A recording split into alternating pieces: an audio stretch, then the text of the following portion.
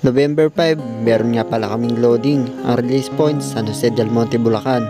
At hindi ko nga pala ikakarga lahat yung mga ibon dahil nga wala pa sa kondisyon at ang droppings nila ay basa nga. Ang ikakarga ko nga pala ngayon, 4 na ibon lang at yung isa, yung Taiwan bird.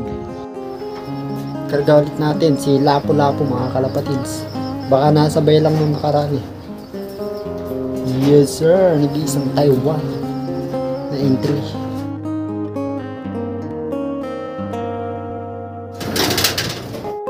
Nagulat talaga ako sa ibon na to kasi nga unang hagis niya ay 84 kilometers. Sabi nga nila emi-emi lang pero yun ang totoo kasi ang akala ko babalik nga ng training yung club. Nga pala, sarap talaga ng may kaibigan na palagi nananalo. Nalibre na nga tayo ng gas at may pang merienda pa. Kinabukasan, na-release na yung ibon namin sa San Jose del Monte, Bulacan at ito ang forecast namin. Nga pala, ng mga oras na yan meron pala akong bisita from Balera Aurora, si Sir RJ, kaya hindi ko alam kung ano speeda ng mga ibon. Nagulat na lang kami nang meron na kaming pawi at ang taas na speed nila. Wala maingay. Bugok, totoo ba? Bumaba na. Ito kaya speed na ito. Putar ka, maganda yung speed na ito boy. Magkapatid. Apo ni Lady Bass. Pasok. Sige, kuha, dalawa. Sige. Ano, sayang, di na tag team. Sige. Yan mo na boy, yung isa. Kapatid. Lady Bass line. 1-1 speed. Ano kaya bang? Si Boss RJ. Si Boss RJ.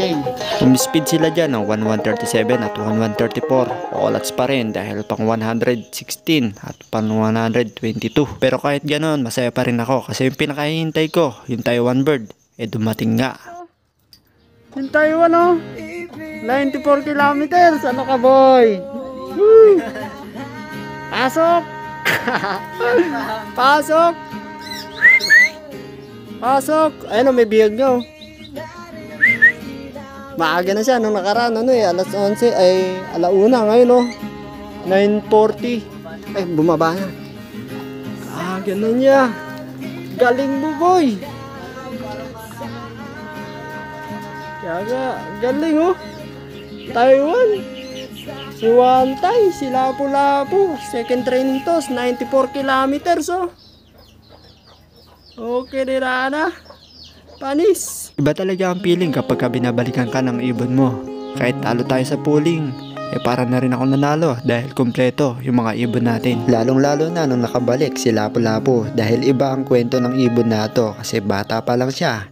Napahirapan na. Nung una, nagawan ko ng paraan yung bistaklat niyang paa. At yung pangalawa, nagkasalmonella siya at muntik na siyang mamatay. At yung pangatlo, nag-overfly nga pala siya ng ilang araw at muling nakabalik. At ngayon, hanggang saan kaya siya makakarating sa karera niya.